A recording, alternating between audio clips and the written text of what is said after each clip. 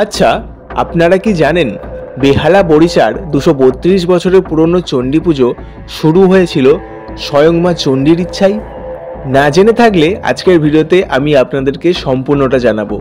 বরিশার এই চণ্ডী পুজো কীভাবে শুরু হয়েছিল এবং এর পেছনের ইতিহাসটাই বা কী, এছাড়া এই পুজোটি কোন সময়ে হয়ে থাকে, কতদিন হয়, সব ডিটেলস থাকছে আজকের এই ভিডিওতে।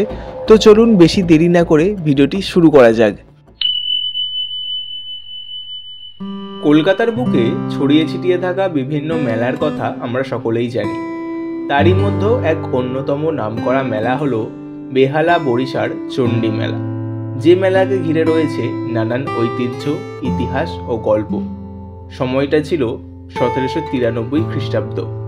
সাবর্ণ রায়চৌধুরী বংশের বংশধর মহেন্দ্র রায়চৌধুরীর হাত ধরে সূচনা ঘটল বরিশার এই চণ্ডী পূজার।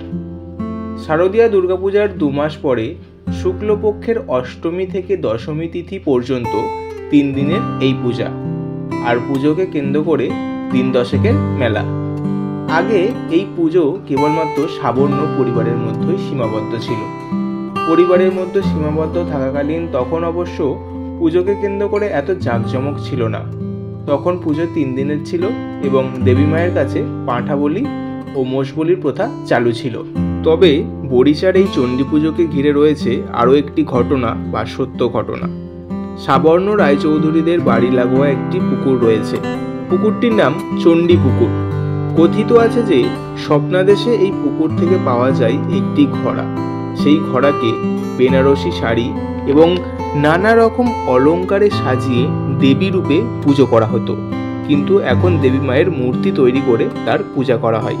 এবং সেই ঘোড়াটি আজও সাবর্ণ রায়চৌধুরীদের বাড়ির 3 তলায় রাখা মন্দিরে নিত্য পুজো করা হয়। আপনারা যদি বরিশার এই চণ্ডী পুজো দেখতে আসেন তো অবশ্যই স্বপ্নাদেশে পাওয়া ঘোড়াটি দেখে যাবেন। পুজোর এই 3টে দিন প্রচুর মানুষ ভিড় করেন ঘোড়াটি দেখার জন্য। আপনারা পারলে একবার দর্শন করে যাবেন।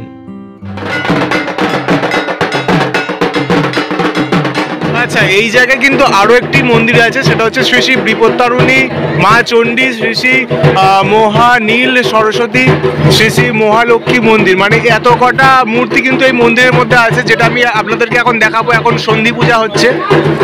আচ্ছা, এই যে আপনারা দেখতে পাচ্ছেন এখানে 3টি মূর্তি আছে। এটা হচ্ছে মাঝখানে মা চণ্ডী, এইদিকে আছে মহালক্ষ্মী এবং এইদিকে আছে নীল সরস্বতী, এবং আরো অনেকগুলো বিগ্রহ কিন্তু মন্দিরের মধ্যে আছে ইতিমধ্যে, যেগুলো পাথরের সিংহাসনে কিন্তু রাখা আছে।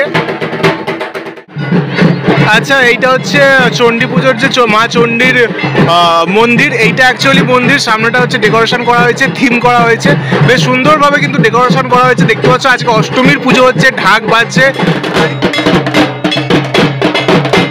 আচ্ছা, এই মুহূর্তে আমি আপনাদেরকে দেখাচ্ছি বরিশার মা চণ্ডী। দেখতে পাচ্ছ মায়ের যে গায়ের রং একদম লাল বর্ণ কিন্তু মায়ের গায়ের রং, এবং মা কিন্তু বসে আছেন অসুরের মুখমণ্ডলের ওপরে। কাটা মুন্ডু আছে অসুরের, মালা চাপা আছে মায়ের পায়ের কাছে, তার উপরে কিন্তু মা বসে আছেন। আর মা এখানে চতুর্ভুজা।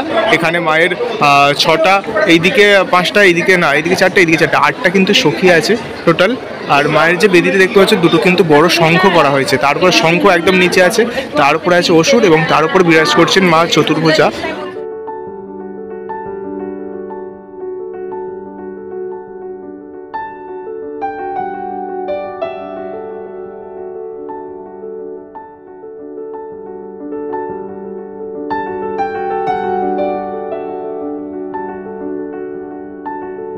তো চলো এবার আমি তোমাদেরকে এই চণ্ডী মেলাটা একটু ঘুরে দেখাই। মেলায় কি কি জিনিস বসেছে একটু দেখাবো।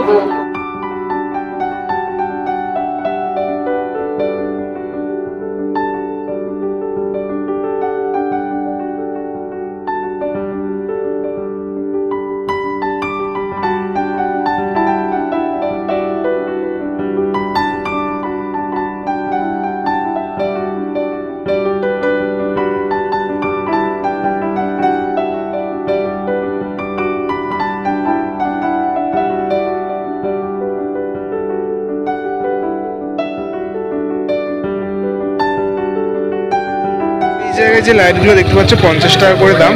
অনেক রকম ডিজাইন আছে, প্রচুর রকম লম্বা দৌড় আছে। ঠাকুরের ফটো পেয়ে যাবে। সেখানে হচ্ছে ঠাকুরের ফটো আছে এগুলো।